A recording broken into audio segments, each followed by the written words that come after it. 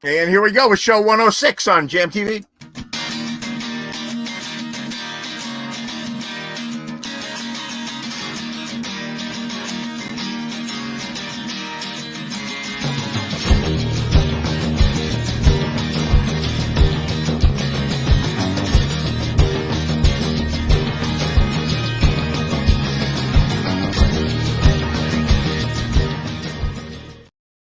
Hey, welcome to JamTV Show 106. No, I'm wrong. I'm an idiot. It's not show 106. It's show 1. It's 116. It's 116. I'm losing track. I'm losing grip. Oh my God, Bill Nolan, how you doing? I know, right? Oh, that's funny. He's shaking his head like to judge me for not knowing what show it is, but he's not even there. He's half there.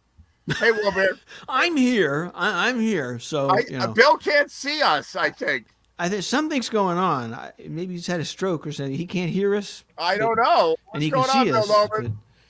But he has no headphones on. I mean, could it be that he has no headphones on? That might explain it. No, I don't know. He seemed like he was there. Am I the only one who can't hear anybody? No, I got you. Can you hear me? Yeah. Oh my God! All right, I'm gonna kick you. I'm gonna kick him out, and we're gonna get this going for real. And then maybe you'll come back on. How you doing, Wilbur? I'm good. How are you doing, Ed? I don't know. I thought he heard us a minute ago when we were doing a little sound check.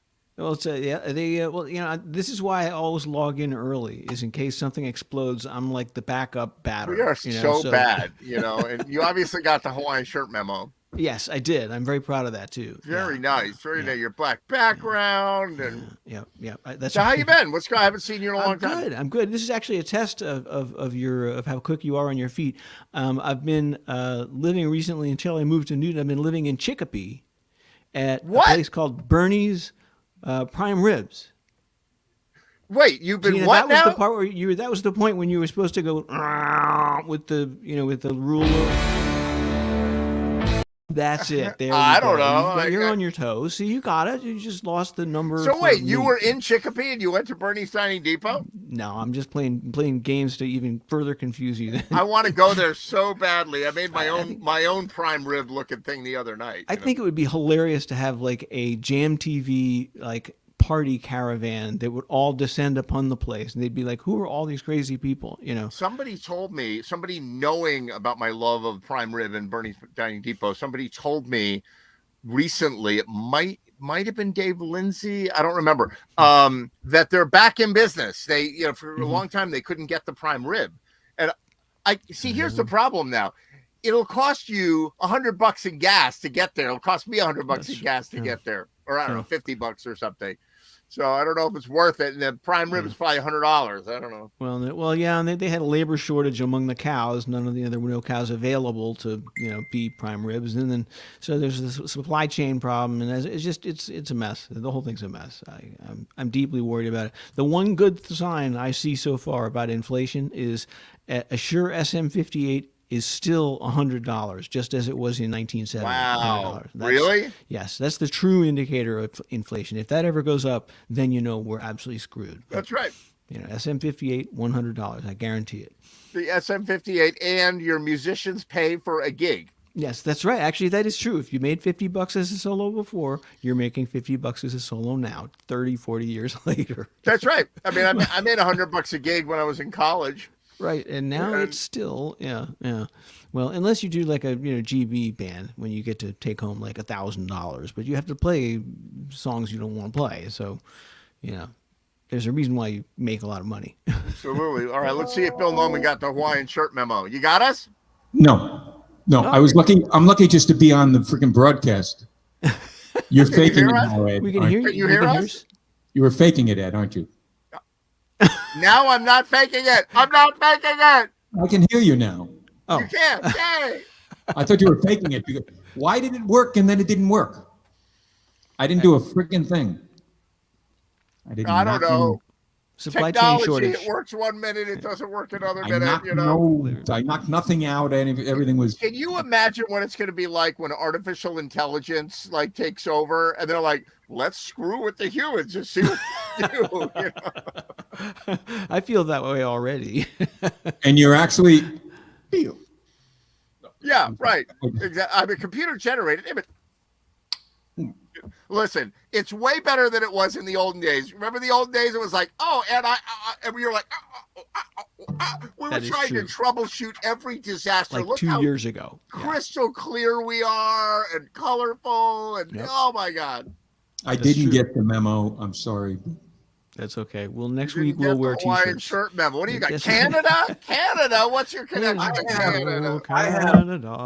Canada lacrosse, who just won the World Championships, beating the United States of America. And they still play lacrosse? I didn't even know that was a thing anymore. What strangely, what people even who own land in the Maritimes don't seem to know is that lacrosse is the Canadian national sport, not hockey. No, that can't be true. Is it? That is true. I never would have guessed that. That is true, and I love Canadian lacrosse players, and they're really great. And this is going to be, mark my words, this is going to be an Olympic sport at the next 6 years from now, or whenever the hell the next thing is. It's going to be an Olympic sport. Are they adding pole dancing? And what about the one on the ice when you throw the rock? Is that still a thing? Curling? Yeah, that's a damn good thing. That's a thing. All right, listen, I'm from Austria. We do curling. Okay, in Austria, I used to do curling when I was a kid. You go out and you do that with the brush and everything. We did all that. But I mean, in international lacrosse, Japan just came in third in the World Championships in lacrosse. That's unusual. That's strange. Okay, so the idea of professional lacrosse blows my mind. I didn't know that was a thing. I really didn't. Yeah. Well, if you want to join me, they're playing in Fairfield in 2 weeks. Fairfield has a professional lacrosse team? No, but they just the professional lacrosse league, there's a new league that's run by the players, and it's very equitable, and they'll have a share in it and everything else. And they basically barnstorm. They cut all the travel and everything out by having all 4 of the teams or 8 of the teams play in one place on one weekend, So it's You're pulling my leg. You are pulling my leg, aren't you? I wouldn't, even if your leg were right here. No, I am not pulling your leg. So the entire league when is the lacrosse game in Fairfield? All right, let's see. Yeah, I do. Because I'm going to come. I'm going to come, and I'm going to go to a lacrosse game with you, Bill Noman. Oh, my God. It is on the 23rd and 24th of this month. I'm going to put it in my calendar. And they're playing 2 days in a row. I definitely want to go Saturday because there are guys from my university, my alma mater, who are playing. What? I've never heard of. I thought it was a boarding school thing. I didn't know. I didn't know there were any serious lacrosse things. Well, it was a boarding school thing when I was in high school, and that's why I didn't play it. But I wish I had, and I had a chance to. Wow. So next week, the 23rd, the 24th. Yeah. That is correct, sir. All right, we're gonna figure this out. We're gonna do a live JamTV feed from the international lacrosse because we're, I like that. We're fans. Right in Fairfield. Now we are. I'm just wondering, what are they all staying in the same hotels, or the hotels are going to be filled with all these people with? There's efficiencies, they have taken the smart way to go because it's not, they do have TV contracts, with ESPN, but they're not looking to piss their money away with private jets and bullshit, Right. Yeah, they're sleeping 4 guys to a room, and you really. Maybe. I don't know if it's quite that Spartan, but it's like that. And I mean, the bottom line is it's not. It's not like basketball where you're going to make millions of dollars. Right. Yeah. Are they associated with Canadian women's supermodel field hockey? Also, is that a thing? Supermodel field hockey? It's not related to lingerie football either. I know that's a thing. How is that a thing?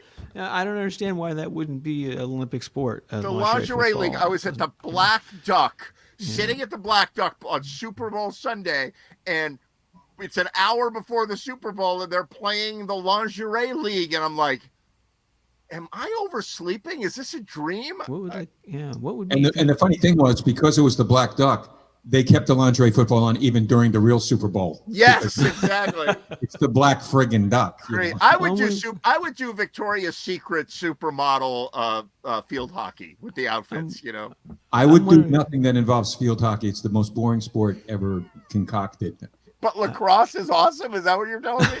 I am totally telling you that. Yeah. Wow. I'm wondering, what did they show for the ladies? I mean, like the thong football. Oh, ladies play lacrosse too. And, they'd be The like, ladies "Oh play God, lacrosse. take that off, please." Yeah, I mean, ladies not lacrosse. that. I mean, take it off The the ladies screen. World Championship was this week as well, and America won that.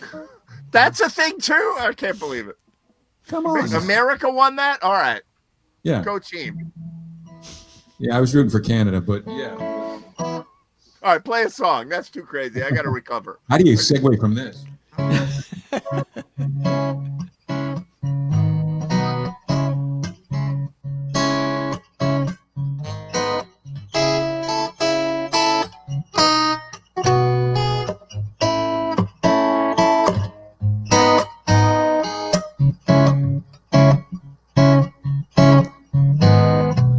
I'm hung up on lacrosse now. You consider me the young apprentice, caught between the Scylla and Charybdis, hypnotized by you. If I should linger, staring at the ring around your finger, I have come here only seeking knowledge, things they would not teach me of in college. I can see the destiny you sold, turned into a shiny band of gold. I'll be wrapped around your fingers. I'll be wrapped around your fingers.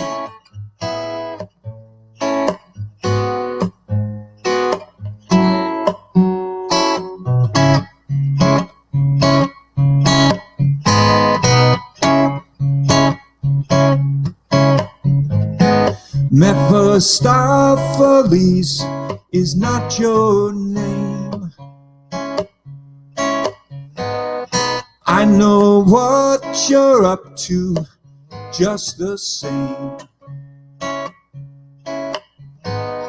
I will listen hard to your tuition.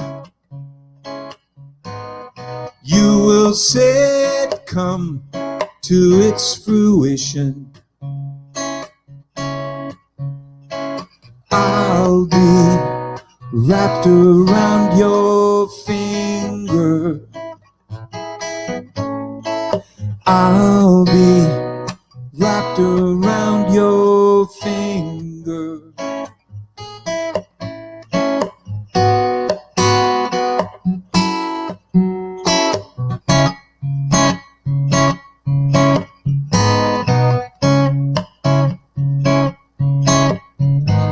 The devil in the deep blue sea behind me,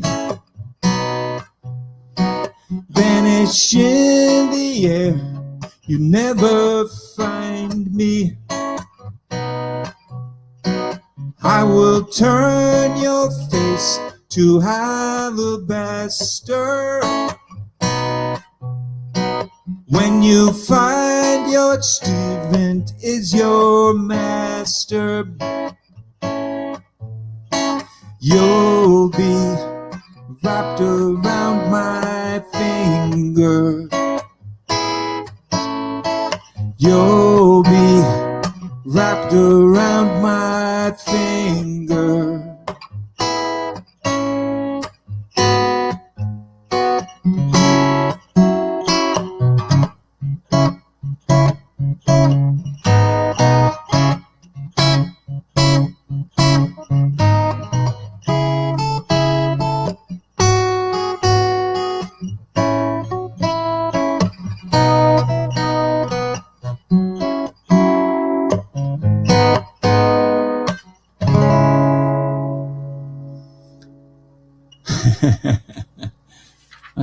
that seems a funny segue. Funny segue from lacrosse, but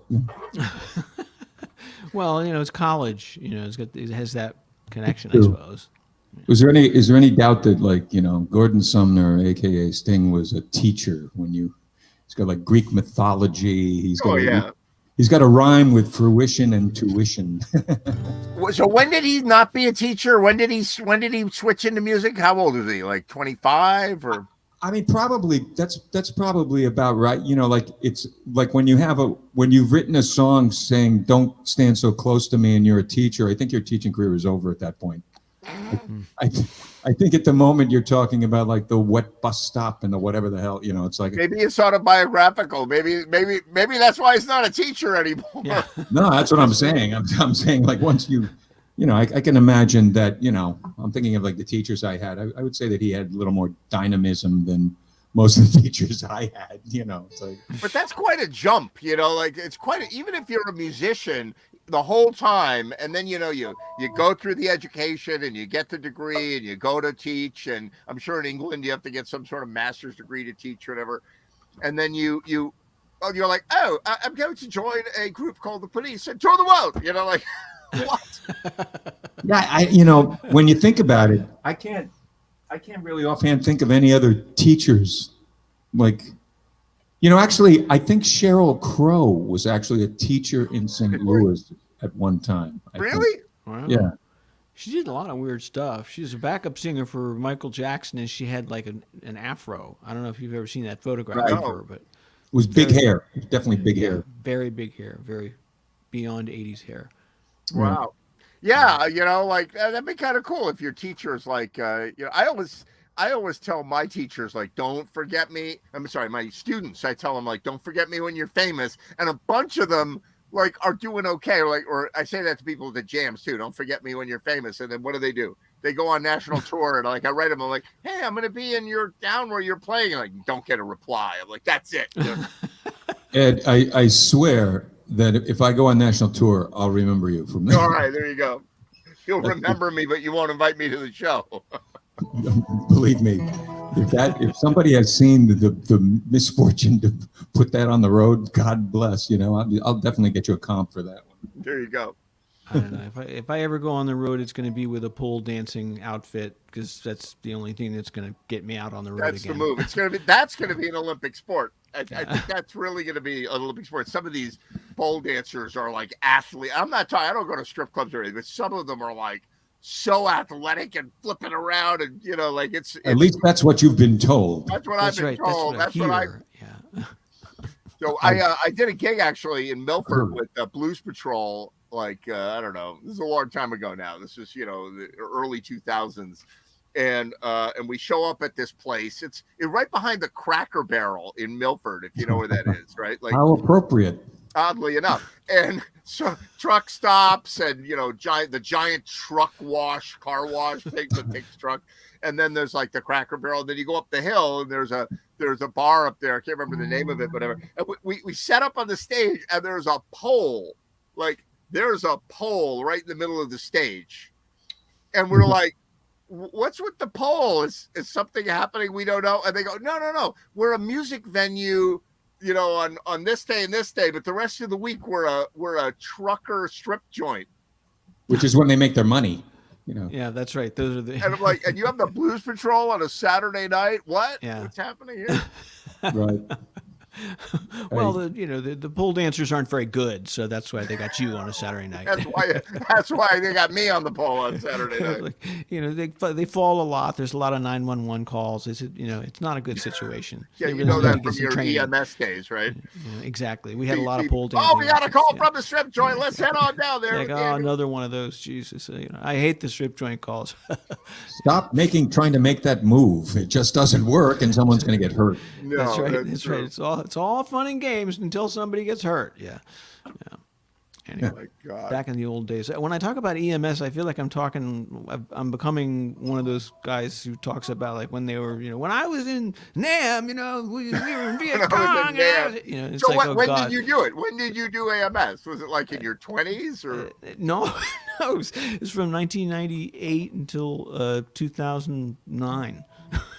But it just feels so long. I think I tell people stories about it, and I feel they're probably so dull to them that to them it's like, great Uncle Will, talking about, well, I was in the war. We used to have people who were in these car accidents. It's like, oh God, he's telling another story. I think they're good stories. How about the shark attacks? That's kind of exciting, isn't All it? right. What? This is true. I'll bite. In Connecticut. Yeah. In Connecticut. Tell me about this, Mr. Beachman. Yeah, that What I There did were not know. well, I mean, to my great consternation, we haven't had a visit from Orchidicus or whatever the fuck it is. Damn. Which bums me out because believe me, there's a couple of people on that beach. I'd like to just sort of, give them a little snick with a razor and put them in. Time for swimming. See what happens, Take But it this was. chicken with you. I don't know the name of the beach is like Sandy Point or something like this, but it's somewhere east of here, obviously, Okay. and 2 bites in one day, or a bite 2 days in a row in the same place. Not in the same place on the guy's body, but in the same place, the same beach. And how gruesome was it? Like, Not that detail. gruesome. Not that gruesome. It was like 2 teeth marks, but not like a chunk. Yeah. But but still, it's like that's the start. Last year there was one great white that they talked about, and there's seals in Greenwich. Yeah, it's all about the seals. Like in Cape Cod, they clear the beaches. The lifeguards now, they don't look for people; they look for seals. Wow. And they see the seals. Everyone out of the water for 45 minutes. So back when I was a long distance sailing guy, I sailed to Florida and back a few times, and one of the young guys that came on board to be a crew on the boat, Jay, was a marine biologist, believe it or not. Like, he was just getting out of school. He's in his 20s and he was getting some time on the boat, whatever, doing some sailing. And like 2 weeks earlier, he was surfing near Fort Lauderdale somewhere, and a 7-foot shark jumped out of the water and bit him in the leg and dragged him off the surfboard. I swear to God. And he had a bite like this all the way around his leg, And you should have seen him in every bar we stopped at, every port. He was like, "Hey, girls, you want to see the shark bite that I got?" He was totally fine. But he got dragged into the water, and then the shark, apparently we don't taste that good to sharks, and the shark was like, he was bleeding a little bit, and there was 2 guys in an ambulance having a sandwich on the beach, and they ran in, speaking of EMS, and they pulled him in, and they stitched him up. He was fine. Yeah. Well, I saw it like oddly, while this story's on, there was some show on like a regular channel with Chris Hemsworth, Thor, who's an Aussie. And he was with these, whatever they call them, ocean guys who were studying the effects of this sort of radio wave transmitter thing on sharks. And they had 2 different boards, and one had it and one didn't. And I guess they chump stuff. But they literally showed, because the sharks always come from underneath, like the great whites always, they come from down below. And they showed this thing come down and then just like veer off, like like he wanted no part of that thing. But it's like, then they're showing, as a fade out of the piece, they're showing these guys surfing in Australia. I would no more surf in Australia. Like to me, the place that invented shark nets and yet knows that they're ineffective, but it's like, I just feel like your chances there are so good, even though mathematically it doesn't seem to. Nobody gets bit. Nobody, even with all the hype about sharks, nobody gets bitten by sharks. It's like 5 people a year or something. It's very, very low. You're much more likely to get mauled by your own cat. You are, but it's a lot more. It's a lot more likely in certain places like Chatham on the Cape, certain places in Florida. There are places when you have like repeat business.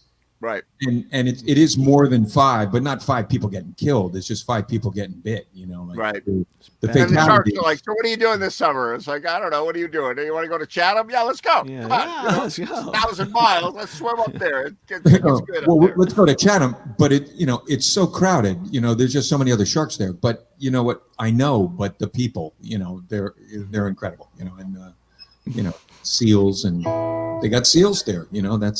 That's I think what they want. I think you have Richard Keith. You know, he's there like in East Chatham or something like that. And There you go. I don't know. I guess Seals must That taste reminds better me of than a you do. joke. You want to hear a joke? Play a Sure. song. I'll tell you my joke. Do we have a choice? It's like, Play a song. Play a song. I'll tell you my joke. We'll take the song. We'll take the song. oh yeah, I started a joke.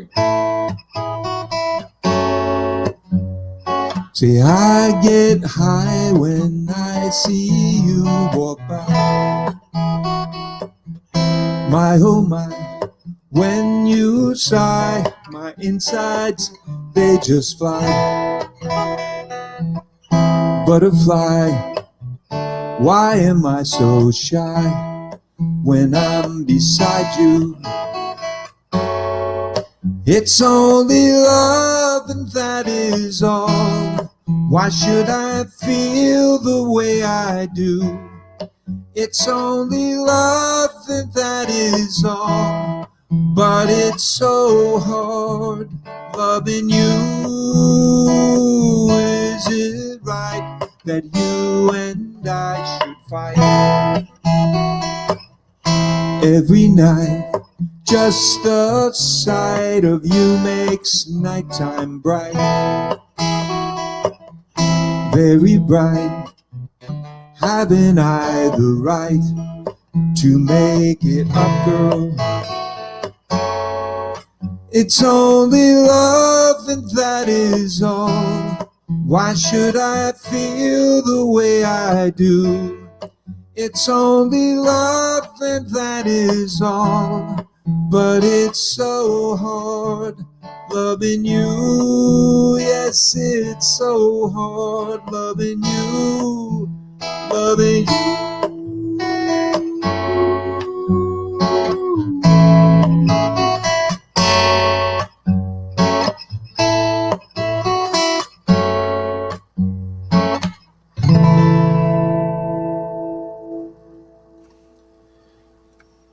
Very nice.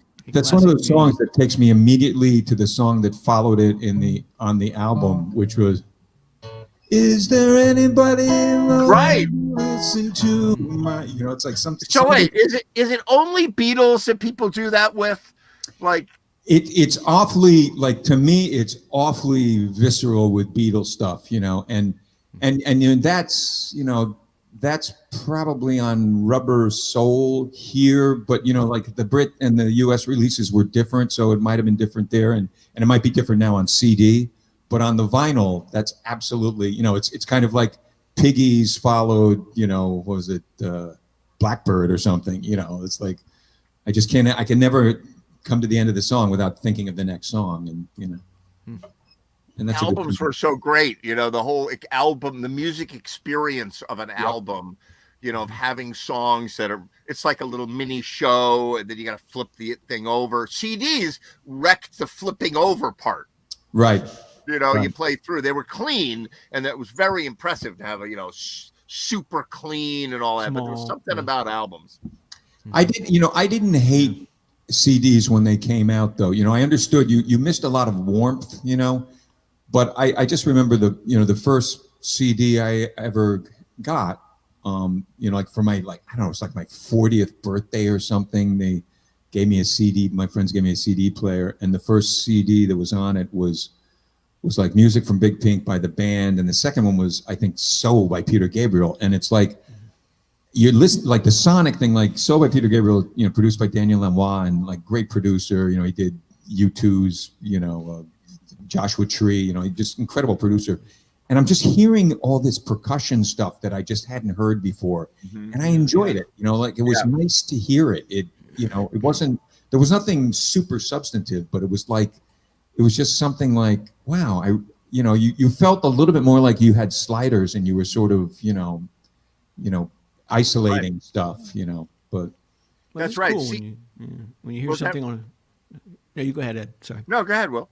It's cool when you hear something on a completely different set of speakers, and you suddenly hear instruments that you weren't aware were there, and stuff just like you were describing, percussion stuff that was in the background that you didn't hear on the cheaper speakers. Yeah, I remember the first time I saw it digital was in Boulder, Colorado. I went to there were like stereo stores, that doesn't really exist anymore. Back in the day. Right. There were record stores and stereo stores.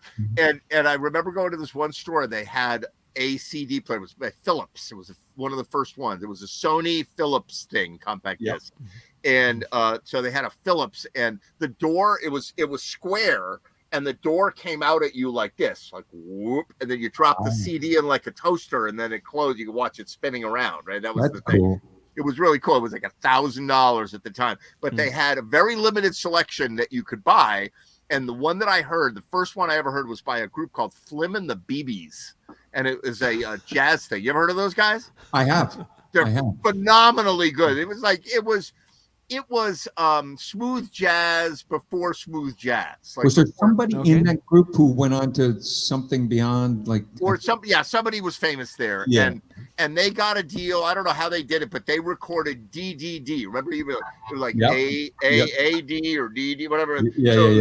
They recorded full digital on the whole thing, and it sounded so good. Like you would put your headphones or these speakers and you'd be like, oh, I'm in the room with those guys. There was no noise and no flutter and it was beautiful. And then eventually the recording engineers and the mastering engineers figured out what to do with CDs. Right. You couldn't just dump your master from your album on it. You had to remaster. And once they did that, there's no problem with warmth nowadays, and that's all DVD. Well, I mean, and the early years of CDs, worse than anything, is they didn't give a rat's ass. Like in particular, I think of like Columbia Records, who, all the Billy Joel records, all, Simon, they weren't mixed for shit. I mean, they really, it was just transferred in the most primitive way possible. Right. And they sounded like crap, You didn't really know it at the time, but you sort of figured it out later on. And it was just like, then there was an industry in the super gold plate CD and the super remastered 25th anniversary gold plate CD and the so and and they just kept, like, it was kind of like Billy Joel's farewell concert. There were like 800 of them and they're still going on. It's kind of like every month. Yeah, like every month. It's my last show ever. And those of you who spent for those tickets at Yankee Stadium, well, oops, my bad. Sorry. That's right. Wow. You know what's the closest thing to album stuff was cassette mixes. There you were empowered. I had a decent, like, Nakamichi. Like it was better than my record player was, so it's probably wasteful. It didn't really. But all of the precepts that the record companies at very well should have been taking to build an album side and to make something compelling and take you along. You did that when you were making your own cassettes. And I have some cassettes from like 84, 85, 86 that I look at them and I can play them now. I can play the digital stuff now, but I'm just like, wow, that was well sequenced. Okay, I like that. That worked out well. And I know what I was going for. And it's like up song, down song, something songs. It's like you're sort of trying to take people somewhere, because you'd go to a party and it was like so much better. You had 45 minutes, on one side, and you just sort of could put that on and walk away, and right. But like you do this unconsciously when you play live, is you read the room, and unless you're in a very, very rigid act, where you've got to go song, and you figured it all out. You've got to, like, read the room and go, maybe we got to throw them this, or maybe I can slow it down, or maybe I got to bring it up, otherwise they're all going to fall asleep.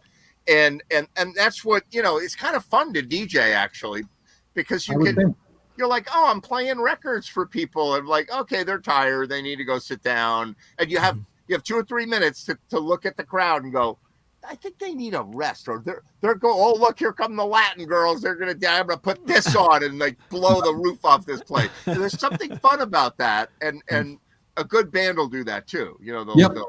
They won't just follow the list.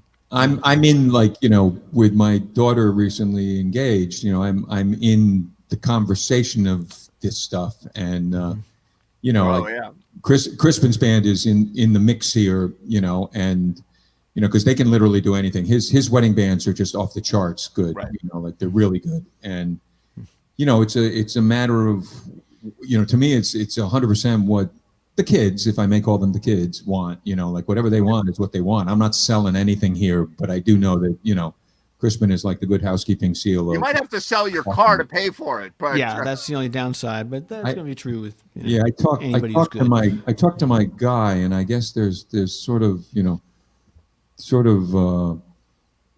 pre-taxed income that I can just it's like at least as long as the stock market is tanking, I could pull it out now with no tax repercussions, and I'm thinking like of doing that just because otherwise, if the thing rallies, I'm going to be paying the differential of the basis of where it is now to what it's going to, and you're better to do that now when it's costs you nothing. It's big if you have to call your financial advisor to find out if you can hire your friend's band.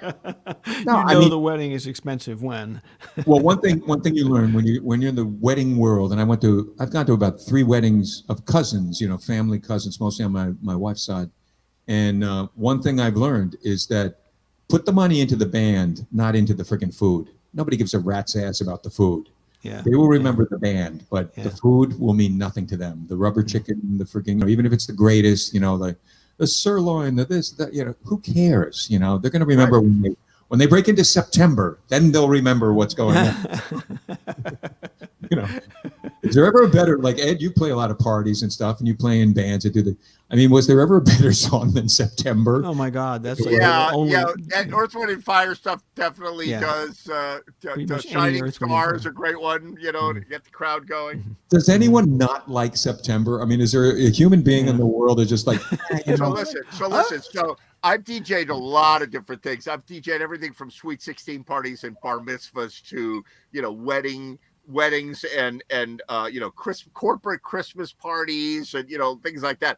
And I was DJing a Christmas party for the Home Depot in I think it was the Stratford Home Depot, right?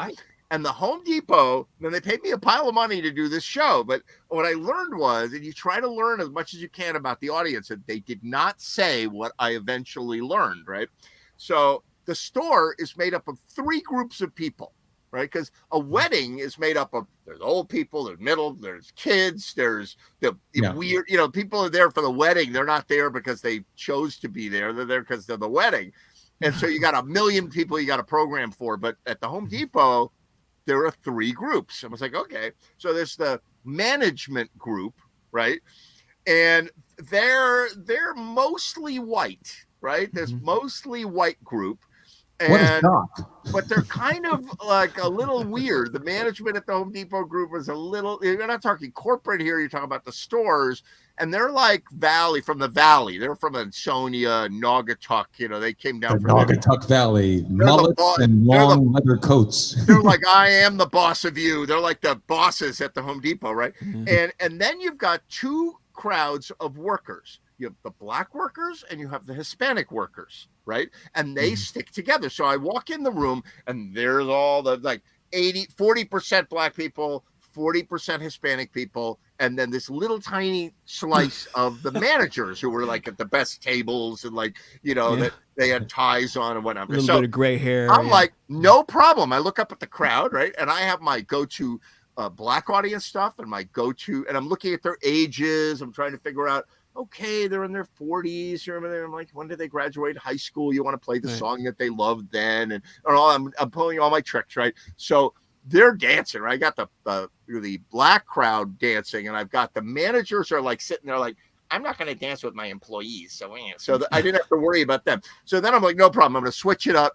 I've got some crossover stuff that I'm going to play for the Hispanic crowd, right? And so I put it on. And they sit there and they look at me like, you are an idiot. And I'm like, I thought, so I switch it up to something else. I'm like, guaranteed Gloria Estefan or, like J-Lo or whatever. I'm playing this thing. This is about 10 years ago. And they're looking at me like, you're a moron. It's just nothing worse. And now the black crowd sat down. Because they're like, you're not doing whoop, there it is. Like, oh, God, right? So they got nobody on the dance floor, and the manager's looking at me like, you're the worst DJ ever, right? So this guy comes up, and he says, these are not Mexicans here. And I go, what? And he goes, they're not from Mexico. Like, they're not from Puerto Rico. And I'm like, where are they from? And he goes, do you know any bachata music? And I was like, bachata music?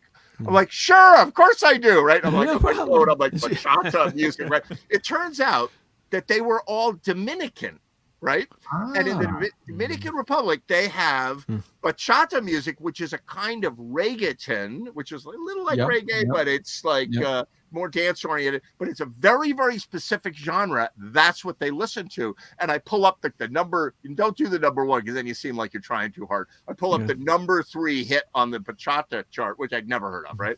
And I pull it up, and thank God for the internet. Thank God for your, for being able to play anything. And I play the song, and they all look at me like, oh, you're amazing, right? Then they all got up and danced. You're the man. But you got to figure out what people want. They're not going to do what you want. They're going to do what they want. But I mean, what a great example of one of the rare upsides of the internet. It's like, how awesome is that you can pull up a genre that's kind of a subgenre and like plays and then technology is hooked up so that you can do. I mean, like, I'm like, it's hooked up because I don't know what I'm talking about, but it's like still it's great. It's great to be able to do that. If you had a crate of records, you would not have any bachata records in your stream. Like Will Baird, when you were in college, you must have like back in the Lewis Storm days. Like, did you have like really, really great, amazing dance parties there? Well, it was just to patchouli music. What was this stuff called? Patchouli? What is that? The kind of nuts. So you were doing this to like fragrances. That was a whole different thing. No, we were too busy having sex in the music building. Oh my God! I want to hear more about that. We just went straight to that. Is that true, Pamela? We skipped the. Sorry, I was Pamela. not invited to those parties. Will may have gone. No one was invited to those parties, but. Will, I don't know if you remember me, but I was a freshman, and I think you were a sophomore. At Tufts or at Worcester? At Tufts. Oh wow! I was friends with Peggy and Kathy. I don't know if that helps you, but how did I find her? Oh my God! Wow. Anyway. So let's see. So that would mean that. Like Springsteen had already broken out by that point. I'm trying to think of like who would have been popular when Tom Petty was really popular. Tom Petty was huge. Saturday Night Live was just like, wow, getting really big. I remember seeing. But is that what you played at parties though? Would you play Tom Petty or Springsteen at parties? I don't know. We were drinking so much that I don't remember. When you weren't having sex. Yeah, when you weren't having sex, you were drinking a lot. Yeah. I didn't go to the same school as you. Yeah, I'm not even sure. It was a different degree he was going for, I think. I guess. It was sort of like the angel on your shoulder and the devil on your shoulder. The angel on your shoulder was uphill, right? Because Tufts was on a hill. And the devil on your shoulder was downhill on what they called Professor's Row, I think, right, Pamela? And that was where all the fraternities were. Yes. So that was where all the lascivious, like horrible, evil, heinous things took place. Yeah. And uphill was AKA your parties. I'm studying. It's Saturday night, and I'm going to be successful, and maybe have sex with my girlfriend afterwards. But all the crazy stuff happened downhill. So I spent too much time downhill. And if you spent too much time downhill, you could not get back up the hill. So that was. So Pamela, introduce yourself. You're a guitar player and a singer-songwriter. What do you do? Yeah. So I am a singer-songwriter. I play guitar and piano. I've been writing since I was about 8, and I have a CD out. It was a long time ago, about 20 years ago, and but I still write, and I still belong to songwriter groups, and I still perform. But I mean, Will was known. I mean, everybody knew Will Baird, who used to be Bill Baird, as I recall. Oh, there's a story. Don't get into the Bill Baird story. Yeah. No, but he was, wildly known. I mean, and I was actually shy at that point, which defies logic now, but I was really shy. So there was no way I was getting up and singing. Was it like Jekyll and Hyde? Like if you caught Bill Baird, ooh, that guy is he seems like a nice guy. He's normal. He's okay. Yeah, do yourself Bill Baird, a favor. don't go near him. Everybody in the audience, I have to say this at least once a year as an FCC disclaimer. No one, please go on YouTube and type in Bill Baird. Don't do it. Right. No matter how curious you are, do not check out who Bill Baird is. You'll be very disappointed. You will never be able to remove what's in your eyes after that. It stays forever. Oh wow! And it's not him. It's not him. Not so me. he had to change his name because of this other guy. Just because Bill of him. Baird. Yeah. Wow. Yeah. I still don't understand who's watching that stuff, but I played some of his videos on a show once, didn't I? You did. You played the first 15 seconds until he started singing, and then you went. That's it. After he started singing, I just had to cut it off. Oh, he's a musician. My viewer log went like. Wow. Oh, we're off the air. Okay. Okay, that's it. Yeah. So, so my gosh, Pamela, that's amazing. So we both went to Little Tufts University, which is we did not have a lacrosse team. I don't think we were not big enough to have a lacrosse team. You might have had a lacrosse team. D3, you might have. We are big lacrosse fans on JamTV. We are. Oh, really? We're going to the lacrosse game next weekend. That's right. There's going to be a JamTV party there. Yeah. Wow. Actually, there'll be a JamTV section. Just look for the sign. We didn't know lacrosse was a thing until about 20 minutes ago when Bill Bowen started talking about it. But Tufts was not a huge place. I mean, we didn't have an orchestra like a marching band. Our marching band was about maybe 15 people. So they'd go marching out, and it was in this huge football field, and there's just 15 people. It looked ridiculous, And, and also nobody attended because the football team was terrible. That's true too. Yeah, and when the circus was in town, our mascot was the jumbo. We were the jumbos. Right. So P.T. Barnum, they would contribute their enormous elephant. So we'd have this huge elephant, and these poor 15 literally people we had around. the elephant. Yeah. Wow. Elephants are messy. Yeah. We had a buffalo. I went to University of Colorado at Boulder. We had the buffalo. What was his name, Bill? Ralphie was the buffalo, right? Ralphie the buffalo. Bill went to school. You went to Denver, right? I went to the University of Denver, but I went to football games because we didn't have a football team. So I went to football. We did have a lacrosse team, but I didn't. I went to football games in Boulder. Yeah. So how was they were big time? They played in Nebraska and Oklahoma. And, Were they any good in those days? They were top 10. They were like in those days. The conference they were in was so good that they were really good. Okay, I'm slightly younger than you, and when I got to You're Boulder, more than slightly younger than me. Nobody went to the football games. It was the worst team ever. And then about 10 years after I left Boulder, that team became amazing again. And everybody's like, "Oh, you went to Boulder. You're so lucky you got to." I'm like, nobody went to the games. It was the worst. Timing. I mean, I was going to the lacrosse games in college. It was that bad. I can't follow lacrosse. I can't figure out where the ball is. Bill Nova, me neither. Hockey, forget it. Like I'm like, wait, the action is no. Oh my God, there was a goal. I actually coached lacrosse and I never played it. Like my kids. I dropped down on my knees and thanked whatever God I prayed to when my son quit baseball and went to lacrosse. It was such a great moment in my life because it was like, you ever watch like Little League lacrosse? I mean, Little League baseball. Oh my God, it's unwatchable. It's almost as bad as field hockey. It's almost. Right. No, field hockey is the worst. Field hockey. My daughter plays field hockey. I coached Little League for 20 years. All right, Bill, do a song for us. Entertain Pamela. I don't know if this is going to entertain you as much as those parties at Tufts. You know what I remember, Bill? I remember. Will. I remember Mr. Bojangles. You'd play that a lot. Oh, that's true. Yeah, that's true. That was Mr. Bojangles. Yeah, that was. I played that was sort of the dying folk days. So it was just as all of those hits like that were. But I could do them okay. I thought I did them okay. No, you did them really well. You had a lot Bill of was fans. a student group where he'd like to make fun of minstrel, performers. That was. Your time has come. It's back. Yeah, that's my dream. That's what I really wanted to become. All right, Bill, play us a song. Okay.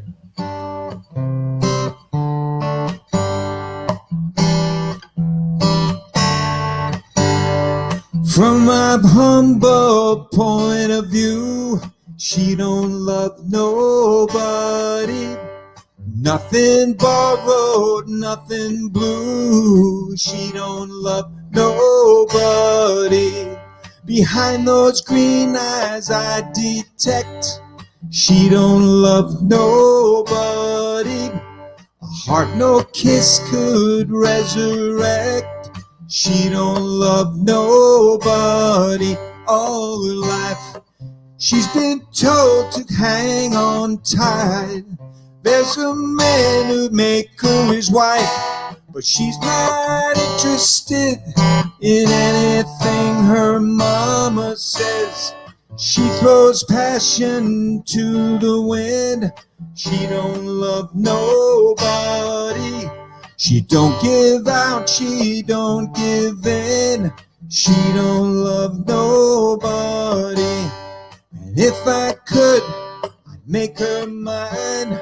She don't love nobody. She would never walk that line.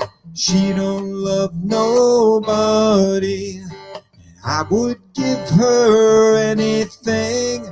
She don't love nobody. But I don't think she's suffering. She don't love nobody. All my life I've been told to hold on tight. She's a gold mill with him alive, but she's not interested in anything her mama says. I want the girl who does not need. She don't love nobody. She's the one my heart receives. She don't love nobody. She don't love nobody. She don't love nobody.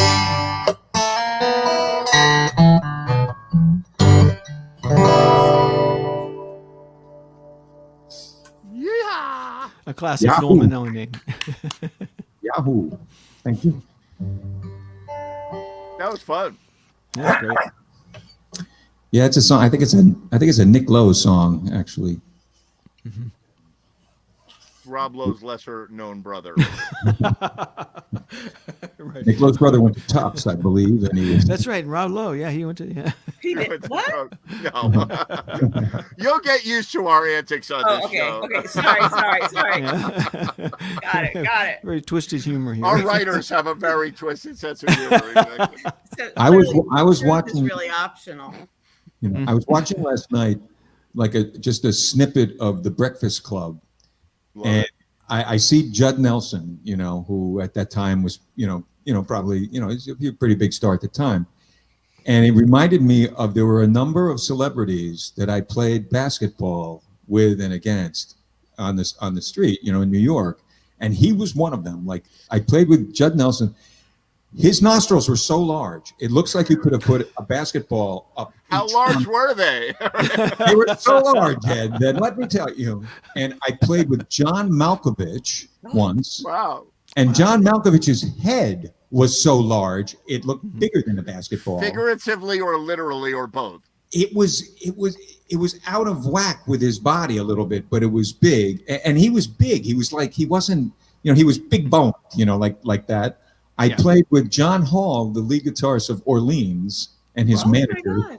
And we were on the same team. We were playing 3-on-3 because that's what you played outside in New York most of the time. And it was so awesome because I got to play with John Hall. I just adore, Isn't John Hall a little bit short though? I mean, he's not a. No, he's tall. He's a tall guy. Tall guy. I used He's to play taller with his than I am. drummer. Not that I'm like that tall, but he's. So was this at the basketball courts over by the Waverly Theater on 6th Avenue, or? Nope. This was Where were this you? was basically at PS 78, which was on Columbus between, 77th and 76th, something like that. And they have like farmers markets there. I lived up on 80th, and it was a big run. It was a funny run, and if you knew it, it was very funny because they had this perforated. The backboard had this perforated metallic stuff on it, and it was the deadest backboard ever. And most outdoor courts don't have dead backboards. And if you played it right, the thing would just go boom, boom, and it would just go in. And it was like, okay. Basketball, lacrosse. It's kind of a sports theme I'm going for here.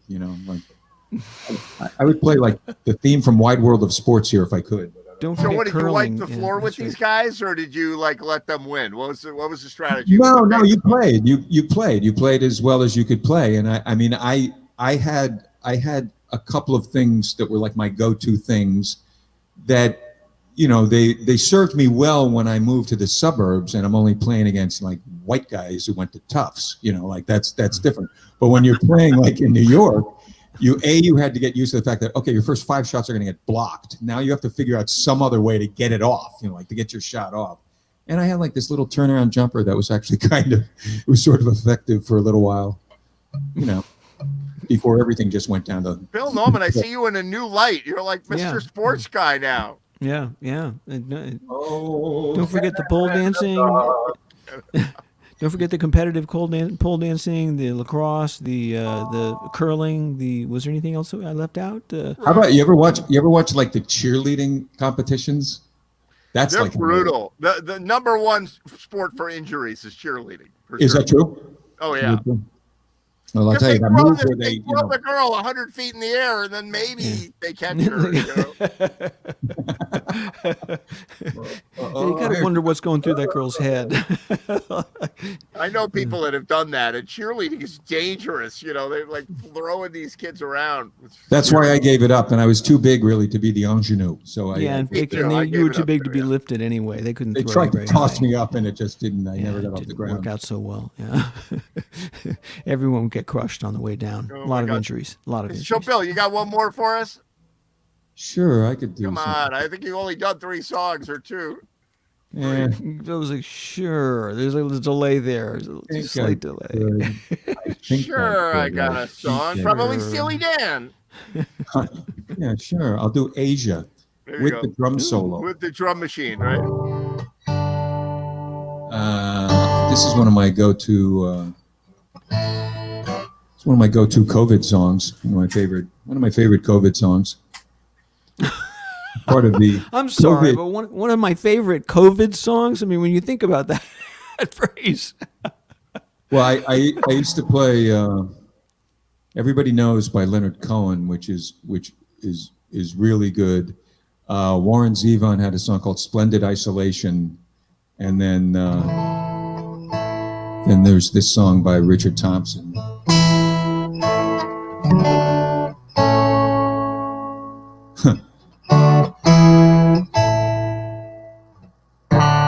We don't need the cheater for this. If I cross your path again, who knows where, who knows when? Morning without number or some highway without end. Well, don't grasp my hand and say, fate has brought us here today. Fate is only fooling with us, friend. Keep your distance. Keep your distance. When I feel you close to me, what can I do but fail? Keep your distance. Oh, keep your distance. Whoa, with us it must be all or none at all. It's a desperate game we play. Throw our souls and lives away.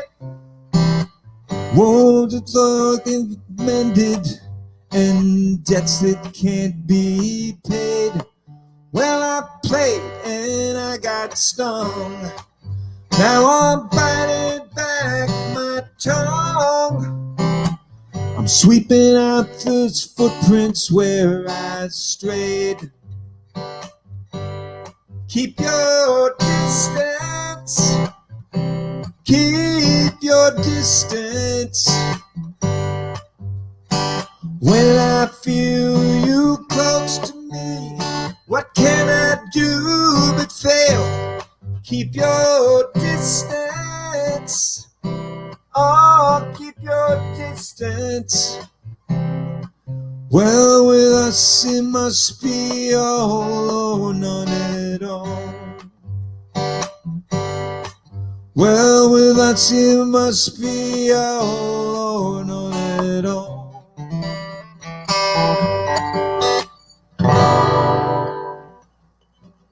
and then you.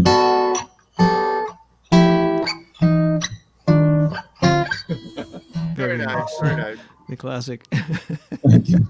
The classic Norman ending. Let me show you him Always the go to unusual six. progressions. You go to 6, and then you immediately go into the beginning of Crimson Tide, whatever the hell that song You got is. any shows coming up, Bill? What are you doing musically? Yeah, I'm playing. I'm playing tomorrow. I have a solo gig at the Woodway Club in Stamford, like near Chopin, and it's a solo gig. It pays very well. The trade-off is they put you on this little stage, like on the beach. You're basically facing the sun. It's kind of like the Death March of Bataan, like you're facing the sun. Everybody else is at their tables in the shade, like looking at you. And I mean, it's bloody hot until the sun gets down, but it pays pretty well. And then I'm playing the next day at the Rye Country Club with Cover Story, that band. And then the next week I'm playing with Kurt and Helen somewhere, like Rye or somewhere, or maybe that's Saturday. I got the next 3 Fridays and then a couple of other things. I haven't been that busy, but I haven't been busy either, but I'm playing Wednesday at the gazebo in Fairfield with the girls and the boys. That's happening, and then I got a bunch of Hot Rubber Monkey Band. The lead singer in Hot Rubber Monkey Band, which is a super fun cover band that I started playing with. They actually started at my jam on the Friday nights, and then they started picking up gigs all over. We play in Vermont, and we play all over the place. We're doing the Lobster Fest in Westport on Campo Beach this year, and it's a great band. But the lead singer was, I don't know, screwing in a light bulb, and he fell and he broke his shoulder, and so he had to deal with surgery, rotator cuff, and he's just getting better. So we have a busy August, September coming up. How many lead singers does it take to screw in a light bulb? Exactly. None. It's a trick question because the lead singers screw in hot tubs. Yeah. I saw, they have this band series at the beach that I work at, and they had a really good band there. There's a glut of like jam bands and bands that they fall in somewhere along the legacy, starting with the Dead to Fish to Goose. Like they fall in somewhere along there. But this was a band that just vibed to me. They vibed very much 80s. And they had a lead singer, guitar player, who I really dug him. And they reminded me of Psychedelic Furs meets The Fix meets they did one cover song and it was Tears for Fears, I feel so. And it was just such a cool thing to hear sort of a different reference point, because seriously, Rowayton is glutted with jam bands, and they're good. Some of them are really good and some of them are, better than others. But it's like, I just got tired of hearing Deal by Jerry Garcia like 3 times a night. It was just too much. But hearing, Everyone Wants to Rule the World by Tears for Fears, that rocked me. That's pretty cool. I bet they got the audience going with that too. They were very good, and they were called Flip Turn, and they're from Jacksonville, which is the cool thing. They're from Florida, and like you think Florida, you think like they're going to be Tom Petty-ish, or they're going to be Allman Brothers-ish or something like that. And instead, I definitely like. There were even parts of them that was kind of U2-ish, little anthemic kind of thing, but definitely it felt 80s to me, and I like that. It wasn't synthy, but it was fun. That's really let's cool. face it, there are those certain key tunes that are going to bring people out. If you play American Girl, all of the women are going to come out and dance, right? If you play September, right, everyone's going to dance. I don't know Hot Rubber Monkey Band does that. They play, their set list is every song is the one that's going to get everybody on their feet dancing. And they'll even do ballads, they do Purple Rain, and they do some country stuff, but it's all very high energy, like I love that song. That's sort of the criteria. Yeah, exactly. We do McDuff's, and it's like at the bottom of Greenwich Avenue, and it's like going to a stadium concert. The whole place is facing the stage like this, the whole show. So have you played McDuff's recently? Why? No. because talk to your doctor. No, No, because we've talked about that place before. I played there a couple of times, and it's like in the middle of in the COVID time, it just felt like, wow. So this is what it feels like to be in a Petri dish. It was Yes, just absolutely. We did it during COVID time as well. But I think we're there twice in August now. That's awesome. I've been reading, that's and in September they're dying to get us back, but Vin, the singer, just has been out of it. And how big is that band? The band is a 5-piece, so it's very hard to fit it into McDuff's. Yeah, It's a very, very tight space. But I bring that little tiny red keyboard, and sit in the corner on that. That keyboard is the best. The man with the smallest organ in the world. Yes. So yes, that's right. I bring that to McDuff's, and we rock it out. So it's going to be poor Pamela. She's like thinking, how did I get onto this show with what's these three happening? idiots? Bunch of sophomore 12-year-olds. It's like it's not the ultimate sausage fest, but it kind of is the ultimate sausage fest. No, I came in to hear you, Will. It's worth it. Well, we'll see. I just do instrumentals now. I don't sing anymore. So you don't? No, I gave up singing a couple of years ago. So it's So always you sort of a to surprise sing? to people. They're like, You have to sing again. Sing again. Come on. Well, I'll do something. I had a song that I was going to do, but I was advised not to do it yet. There you go. It needs Wow. work. Care for your voice first. Speaking of the ultimate sausage fest, it's Dennis. Hey, there's Dennis. Hey, guys. Okay, is this better? Can you hear me? Oh my God, I can hear you, and I can't hear the intricate bubbles in the compressor of your air conditioner today. Exactly. Must be cooler. How you doing, Dennis? I'm doing pretty good. I didn't Very get cool. my This is carpal tunnel test Pamela done over today. here. She is a fellow Tufts person. Went there with Will Baird. Oh, A cool. surprise guest on the show today, and Well, fun. Always fun to have new people on. awesome. Yeah, Bill Noman, thank you. What do you have waiting on the grill? Well, I have it's. I don't want to get into it. Human sacrifice. Could be anything. Yeah, man. It's a goat that I killed, and I think that should take care of If this. you grew up on a farm, it could be any part of any animal. Yeah. That is correct, sir. Yeah. Exactly. Anyway. All right, very cool. So, Will, would you like to lead Sure. us in song? Sure. What do you got for us today? I'll play. I'm going to play something by Coldplay. All right. But not loud enough. Hang on. Might be loud enough for you guys, but I can't hear a thing.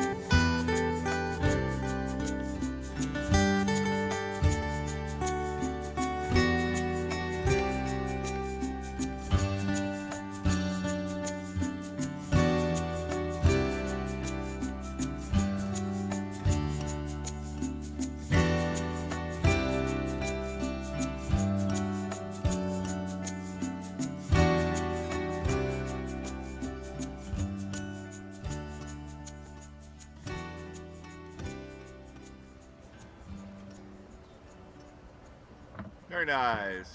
Thank you. Thank you. That was gorgeous. A little bit of a Interesting surprise. Yeah, Will migrated, back in the days of live jamming before I used to run a lot of live music jams, and Will would come there and sing, but he's nursing his voice, which is a good thing. Do that, because you kind of want to have that. Ironically, so Oh, go ahead. You go ahead. Tell the story about your transition into acoustic music. Well, sure. Well, ironically, I had my voice kept getting strained, and the better I got and the more successful I got, the worse my voice got. And I kept going to laryngologists over and over again. I finally moved to Boston. I went to Mass Eye and Ear, which is the number one, place. And I go to this guy, Dr. Song, Philip Chamberlain Song, right? Mm-hmm. And Dr. Song says, "Oh, you have sulcus vocalis." And I said, "Okay, that sounds horrible." You can't say that on JamTV. Come on. That's like, oh my God. And he said, well, that's scar tissue on both sides of your vocal cords, and so they can't fit. And so surgery doesn't work, and none of the things that you've done over the past 7 years to fix this will work. And I was like, well, I know they didn't work, so that's no surprise. But anyway, it seems ironic that the person who told me not to sing was named Dr. Song. I know. So and I asked my last question of him. He was one of those people who's like technically incredibly good, but not the most warm and fuzzy person. Nope. And I asked him, so what can I do? Is there anything that I should not do? Like anything that'll make it worse? And he said, no, just use and age. Yeah, Just great. what? You're telling me like shut up and die is what you're saying? Like don't use it. And That'll make don't it age? better. Yeah, right. What the hell does that mean?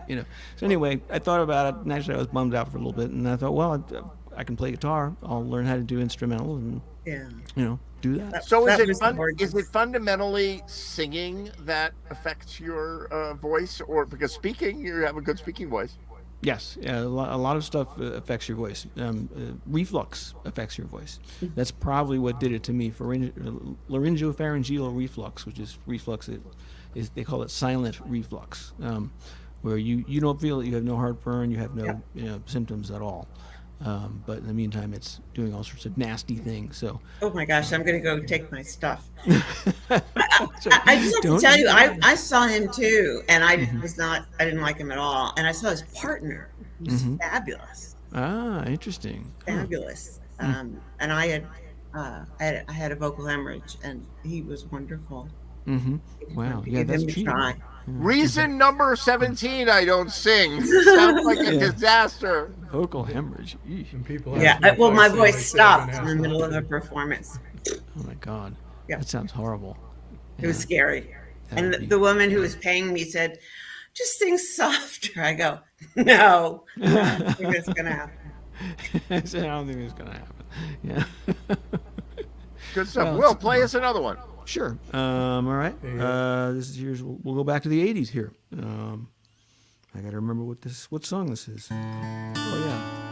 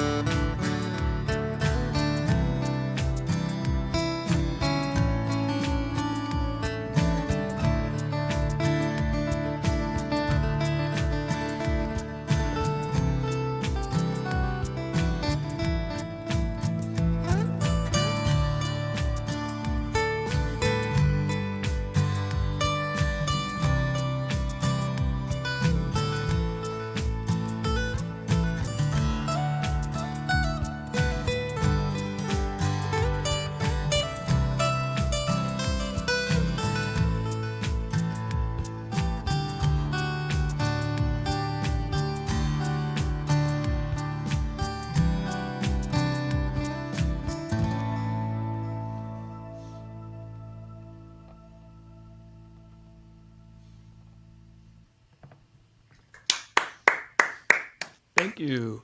Wonderful. Thank you very much. So then there's a trip back to the 80s. That was definitely took us back to the 80s. Absolutely. Are you still making videos? So I am. I took a break while I was moving. I did actually. The joke that I made at the beginning about moving to Chicopee. Here's your moment. Oh, sorry, you missed it. About moving to Chicopee was sort of half a joke. I moved out of the city to the suburbs in Boston. So I've been busy like unpacking stuff. I've learned some interesting things. If you ask the movers to do something, they won't necessarily do it until you threaten that you won't pay anybody their tips, and then all of a sudden everybody is like does exactly what you need them to do. So wait a minute. Speaking of Chicopee, prime rib. That's your Chicopee. Get that out of the way. I knew you still had it. I don't have the Chicopee button on all the time. I gotta go get it, you know. But so speaking, did you actually move to Chicopee?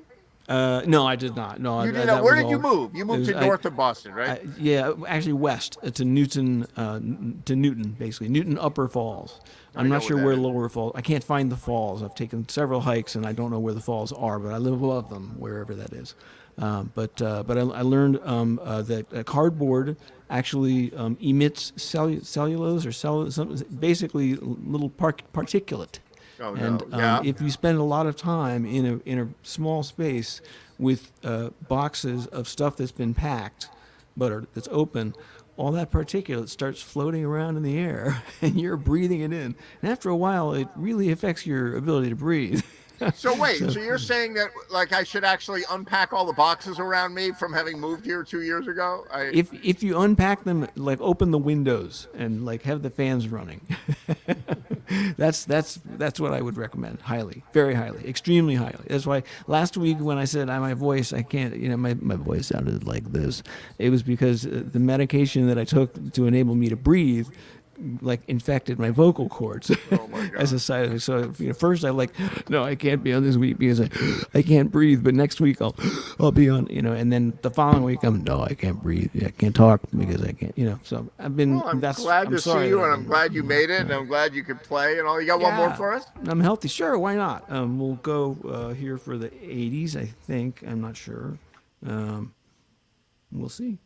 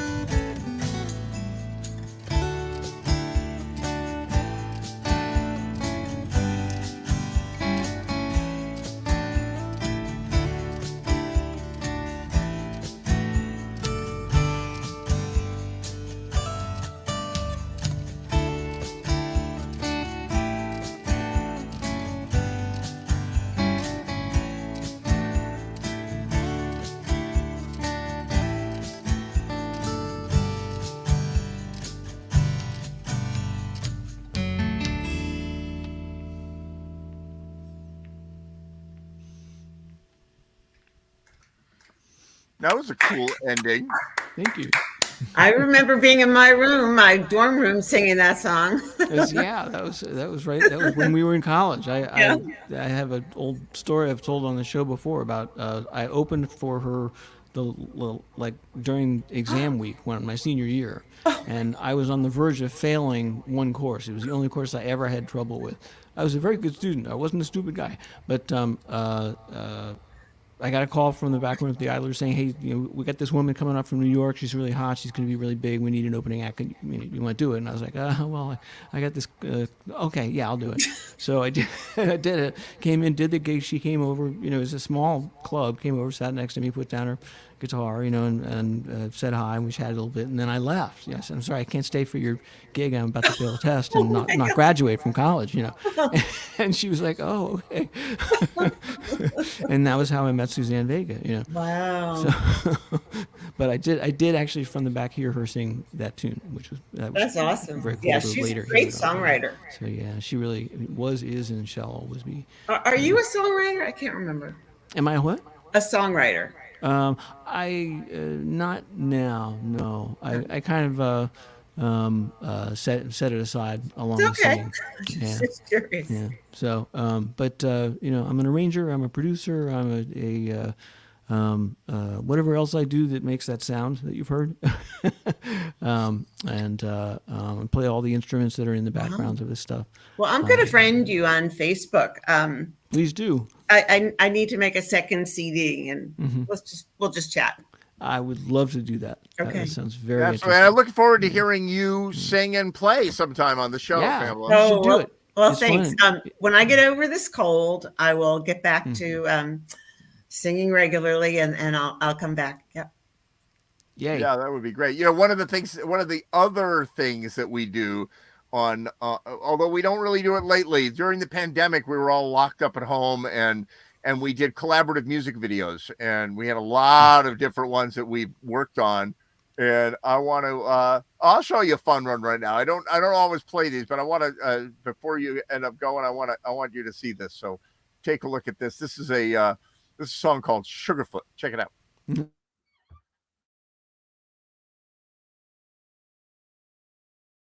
Sugarfoot called me last night. Said his girl called him. Said, "Can I come over?"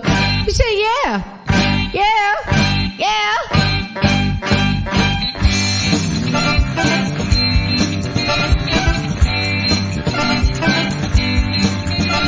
So she called him on the telephone. Say, "Hello, baby, how are you doing? Can I come over singing tonight? I promise that you'll be feeling right as you give me love." Hey, I'm the Sugarfoot.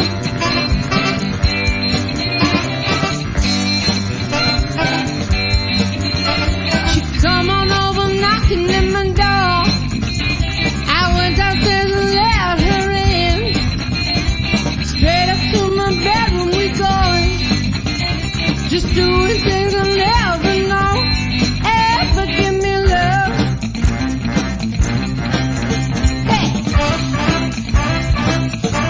I'm Sugarfoot.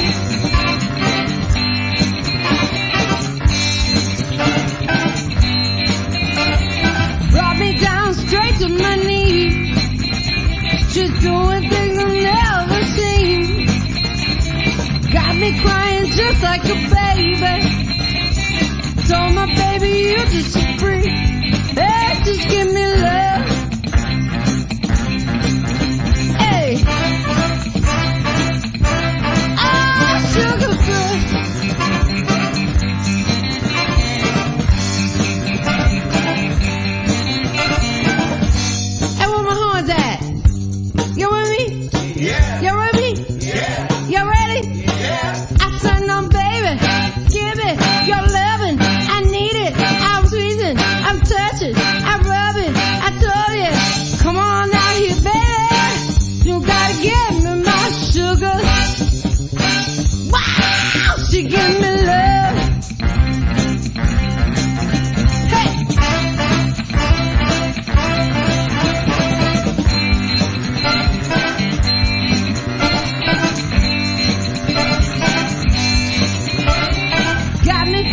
so dang good.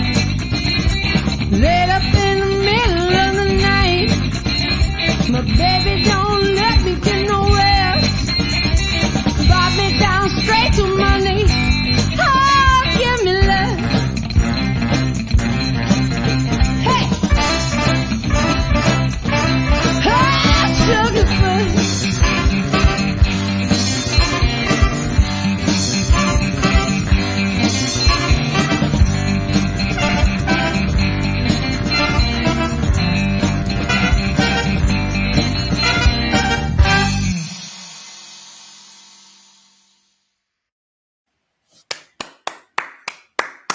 That was awesome. Yeah, There it it's is. very cool. Sugarfoot. Yeah, That's incredible. we did like 50 of those. We were all cooped up in our houses, and we put way too much time into it.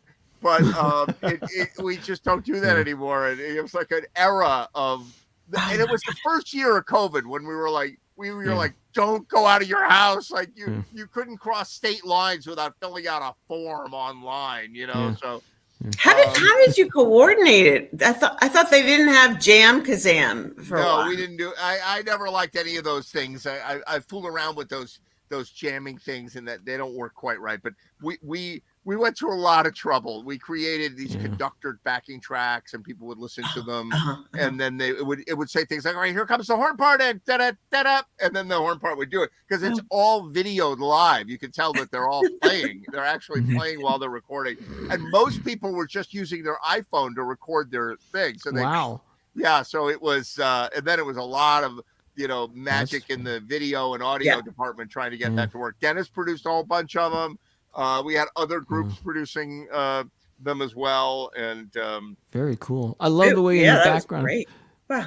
I got Dennis muted. There we go. Now you're unmuted. There he is. Okay. He's You back can in the hear me. game. Yeah, there you go. So I love the way in the Better back get rid of the echo. of yeah, we got rid of your echo. So I, like, don't you miss doing those, Dennis? Like, I making do those actually. videos They were a every lot week? of fun.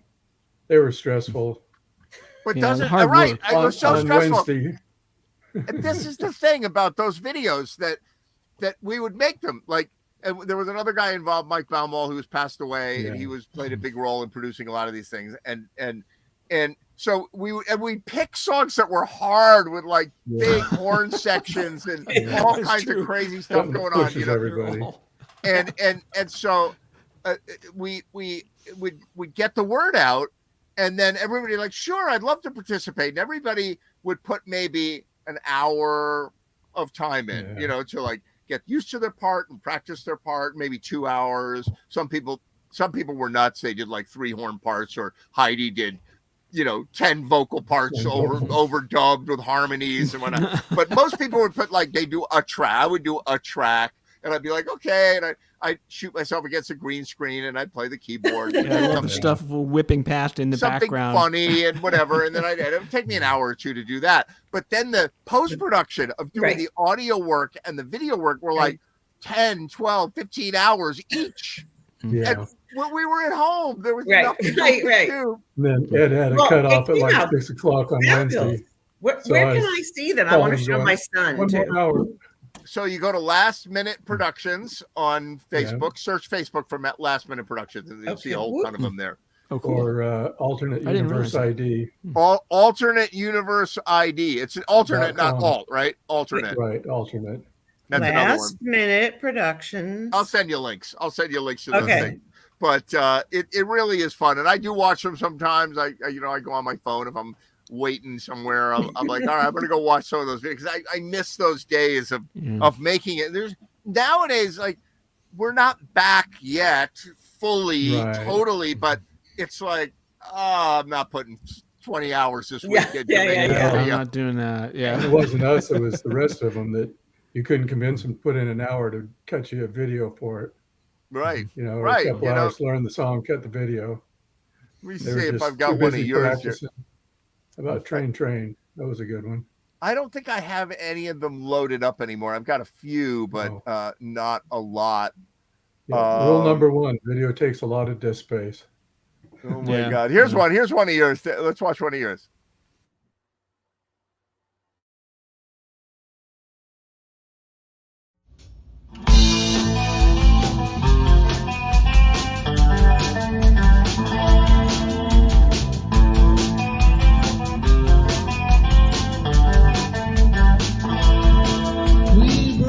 no good just an hour ago.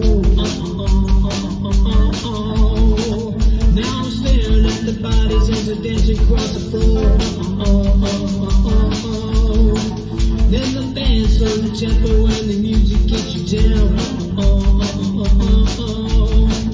It's the same old song with a melancholy sound. They don't ride like that anymore. They just don't ride like that anymore. We've been together for a million years. But now I feel so strained out of the atmospheres. Then the jukebox plays a song I used to know. And I'm staring at the bodies as they're dancing so slow. They just don't ride like that anymore. They just don't ride like that anymore.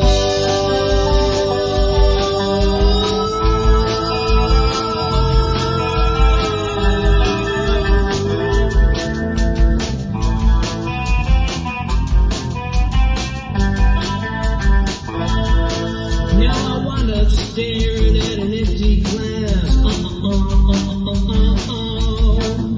It's so easy to say that you forget the past. They just don't ride like that anymore. They just don't ride like that anymore.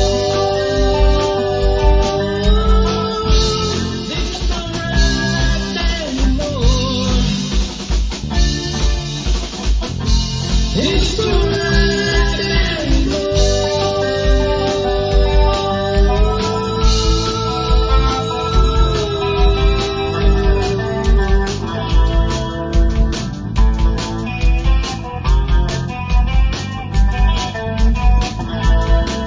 We'd broken up good just an hour ago. And now I'm staring at the body as it dances across the floor.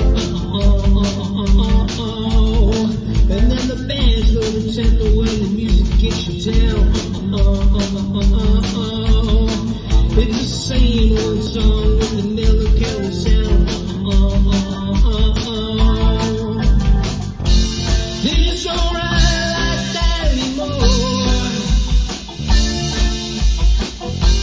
They just don't ride like that anymore. We've been together for a million years. But it feels so strange out of the atmospheres. And then the jukebox plays a song that I used to know. Now I'm staring at the bodies as they're dancing so slow.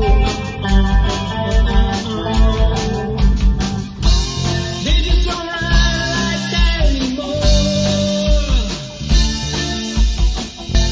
They just don't ride like that anymore.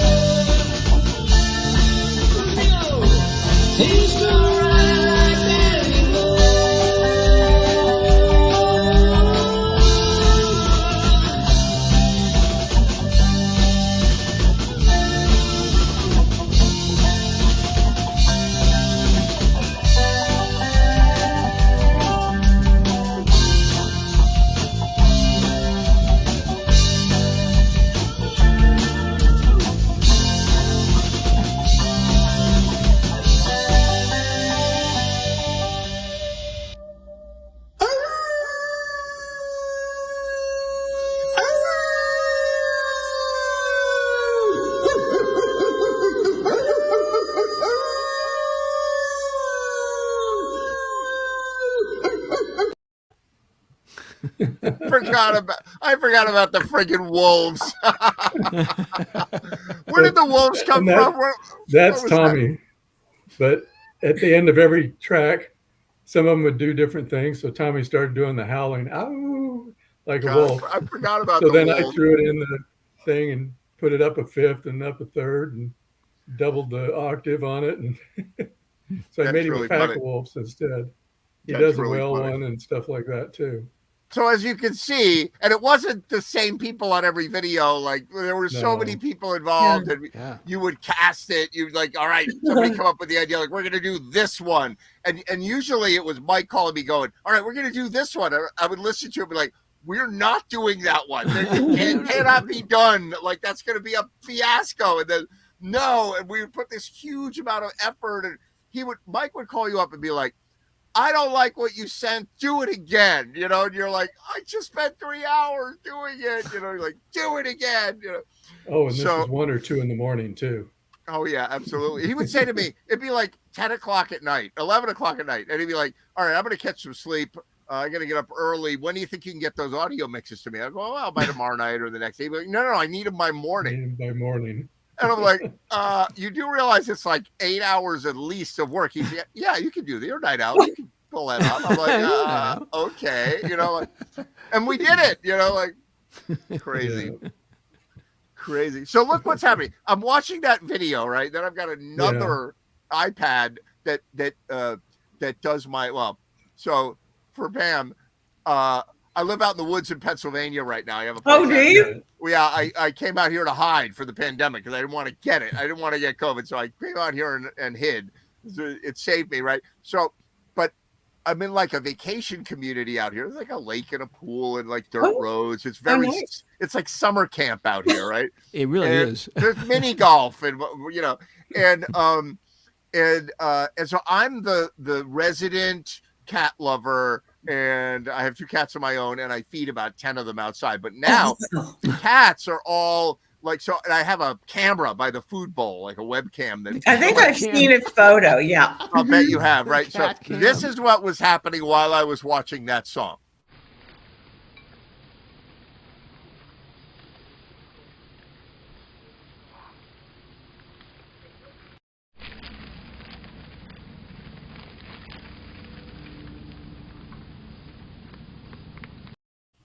Skunks. Was that Skunk a skunk? butts. Cats.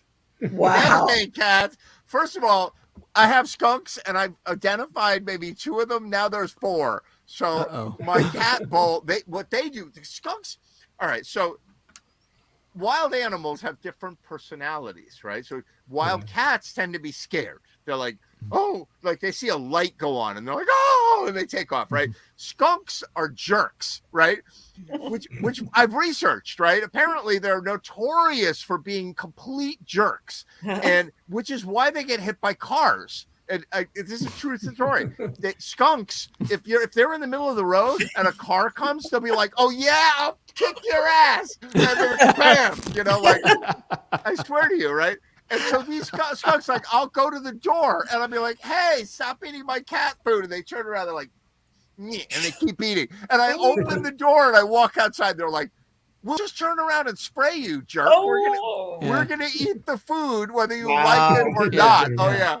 So they have good self-esteem, basically. They certainly do. Yeah, they're like jerks. Very good self-esteem. Yeah, possums get kind of nervous. They're kind of dumb, you know, like the possum. The raccoons now they're my buddies. In fact, I was riding my Segway down to the pool this afternoon, as they do, and there was a raccoon crossing the road, and I'm like, oh, he's gonna run when he sees me like coming by on my little Segway, right? And he stopped and he looked at me. It's like, hey, you're the guy that gives me the food up the road, right? I know you. And so I stopped on the Segway. I stopped and I was like, I know you from the camera. And he's like, yeah, you're cool. You know, sat down. Go way back.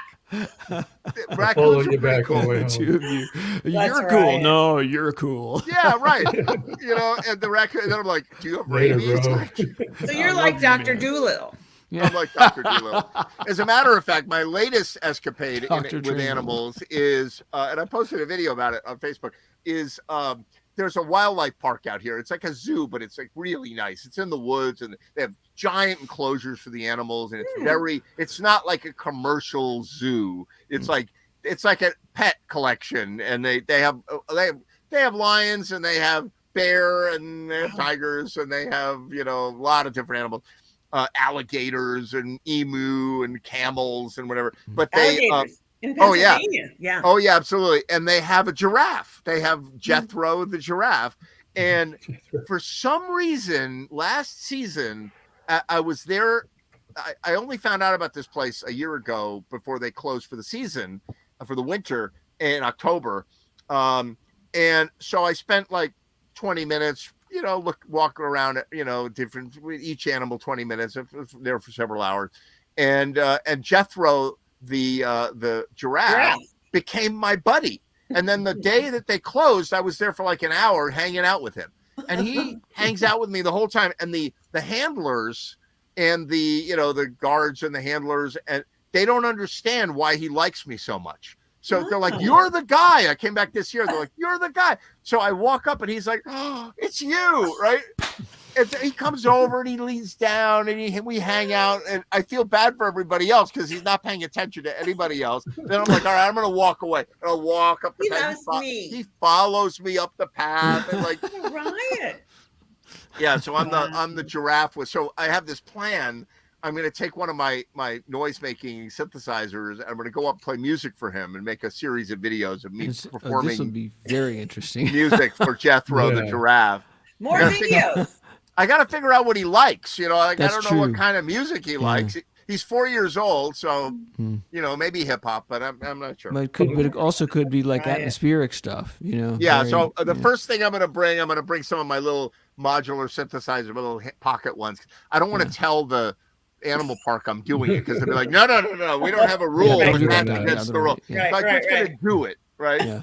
And Although the giraffes don't like it, so they're going to let you do it some more. And they'll let me do it because they know that he's into talking heads.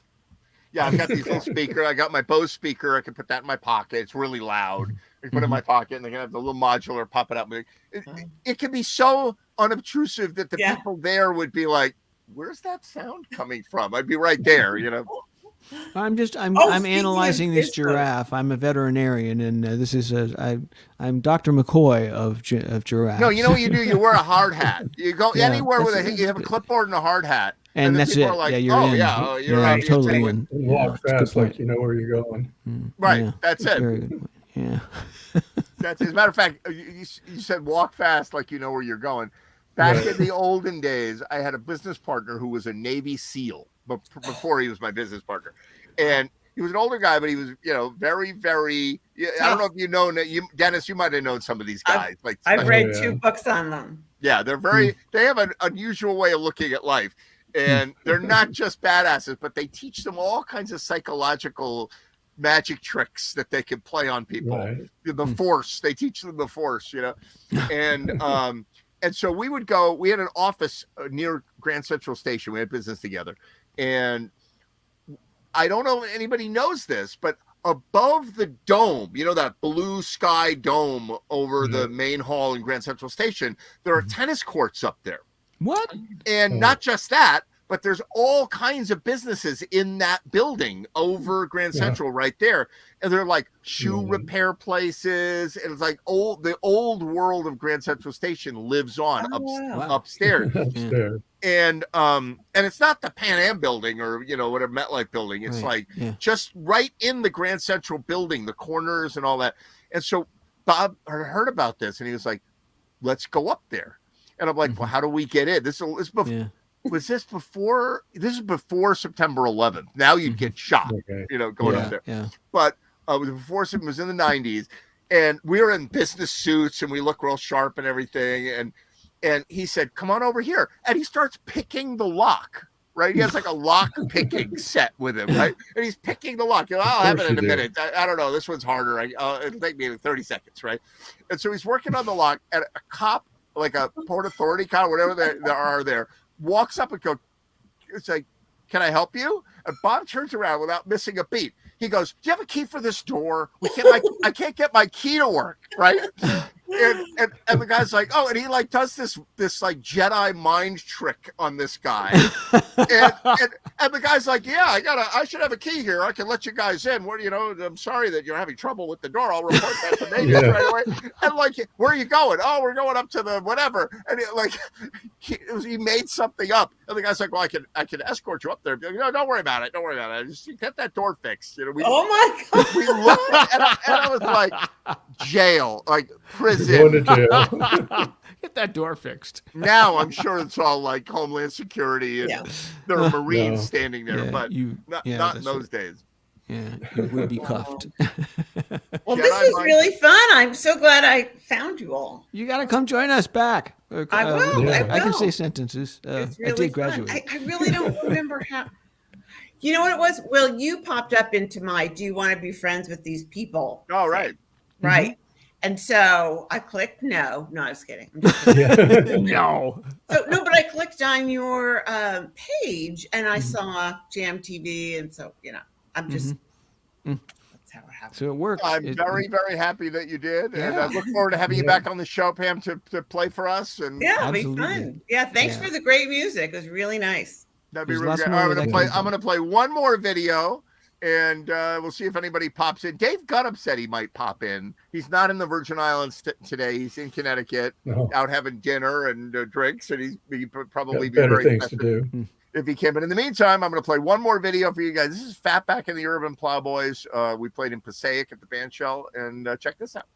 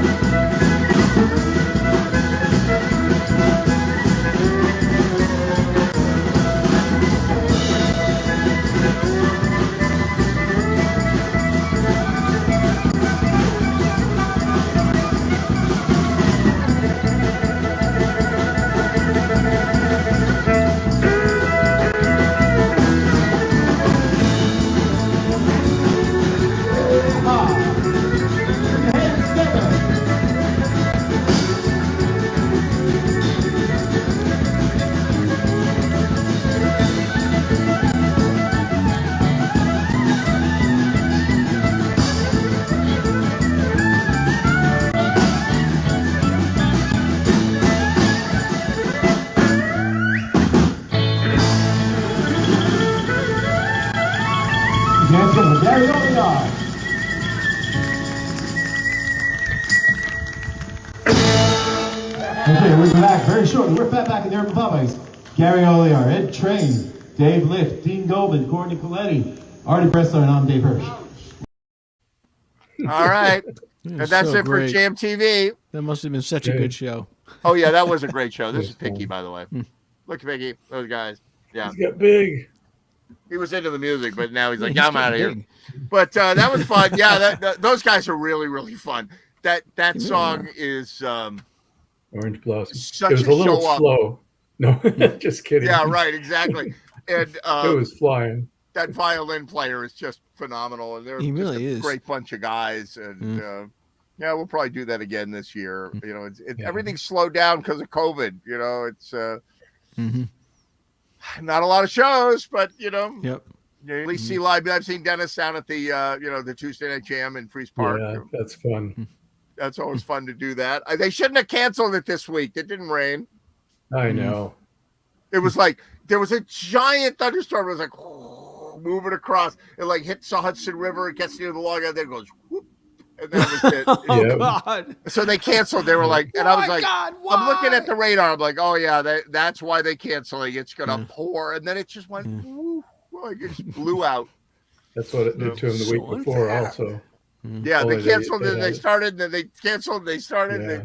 So they eventually they did do it, but man. that's a Right. lot of fun to have that. And there is live music out there. You know, Hot Rubber Monkey Band is playing in August and September, and I'm doing. I don't think we have another Blues Patrol going. You know, maybe we'll get one of No. those going. But American Light Warriors are out there. maybe I'm thinking about maybe getting a jam going in the fall if it looks like it makes sense. I don't know what Yeah. makes sense anymore. Yeah, it's But, kind of still. It seems like still things are still moving very slowly with where live music is going. You know, it's I mean, it's out there and people are doing stuff, but it's not it's not the way it was before. You know, a lot more Absolutely. outdoor Speaking of stuff COVID, hey Jimmy, Hey, Jimmy Z. Hey, how Jimmy. you doing? No, it's Jimmy Mack. Jimmy, not who the heck was Jimmy Z? Jimmy Mack, how you doing, Jimmy Mack? Jimmy Oh. Mack. I'm doing great. I've been going at it hard since I've been tested negative. I was locked down for 12 days. No, I've had a band practice every night. This is my first night off, actually. wow. Wow. That's why I didn't come on earlier. I was like wiped. And 48 hours from now, you can catch Jimmy Snap Crackle Pop at Yeah. Carmine. At Carmine's Deli Deli. and Cafe in Elmsford at 7 Old Road. Call for reservations. There you go. What time do you hit? What time do you hit that night? We're supposed to start at 7 and we go to 11. All And right. I think of it as the gig with the tasty treats. They've got good food there, and you got a choice of like 6 different things on the menu. I like the penne vodka with grilled chicken. Oh my God. Oh, good, good. You're making So me want to hopefully eat you're dinner. going to be there with us, Ed. I'm hoping. So I've got my fingers crossed. Actually, the wind is blowing in the direction that I might actually be there. So I'll let you guys. Wow. It was a hard no. It was a maybe, and then it became a hard no, and I didn't say it because I'm like, yeah, what if it changes? And then it changed. And so my plans are all up in the air now due to COVID. Everybody's getting sick around me except Yeah. me. Yeah. So yeah. I hear you, man. I might see you. At I hope to Carmine. see you. And it's good to see Dennis and Will. Yeah. Same Always here, a Jimmy. pleasure. I was checking out. You were playing the collabs before. That's great stuff, man. I Yeah. miss doing that. I do too. Maybe this winter when we're a little cooped up and whatever, we'll do some more of those. You know, I know I keep saying That that. would be but fun. That would be fun. I really enjoyed those projects. It was, I don't know. There's something cool about you put the time in, but there's something to show for it afterwards. You know? Right. Yeah. Absolutely. Yeah. And it Well, is it's fun. funny. It's fun to do it. I'm sitting at home cursing at myself. I'm like doing the part. I get towards the end of the song, and I'm like, I'm like, shit! I can't believe I did that. And they're like, Take 40. take 40. Oh, Take Right? Well, it's funny. Everybody enjoys it. Everybody remembers doing it, and nobody's willing to do them anymore. Well, Start most people contacting are people, busy go, doing, playing with bands, Right. and doing live Right. stuff. And I'll Yeah. tell you, there's nothing that beats being in a room with a group of people playing music. I mean, Yep. for me, Yeah, that's it's really true. Or that's what outside, floats my you know? boat the most. Yeah. These things did make you a better Yeah. musician because you'd play Yeah, I through had it, to- and you'd listen to it and go, oh, I messed up there, or I did this wrong. And so you, Well, you correct you're right. You yourself, pay but a you lot don't more do when close you're playing attention to live. the details. Right. Yeah, when I play on the street, people will frequently they'll videotape me with their iPhones, not on the street, but like in Harvard Square on the sidewalk, and people Oh, will the nice videotape street, me the with their fancy iPhones, street. and then and then they'll come up to me to show me the video, and it's like, thank you, but I know what I look like, I was there. So this guy comes up, and this is the kind of thing that only happens live, and he holds up the thing, and it's not a video; it's a Spanish to English translator, and it says, "I'm sorry, I do not speak English. Your music is peace." Oh, that's cool. It's like that doesn't happen online, it happens live, So if you want a fun one, go out and look for Google Translation songs. Right. One lady went through and she took a song, put it through Google Translate to like Chinese and Russian and German and all this, and then back to English, and then she sang what it gave her. It was That's totally insane. She That's did wild. what is it? The Frozen theme song there. That's really cool. It's amazing what you can do now. We use sentiment analysis, an AWS service on text for automated communications with potential clients and stuff. It's a whole new world, fellas. Well, I like playing with the bots. They're fun.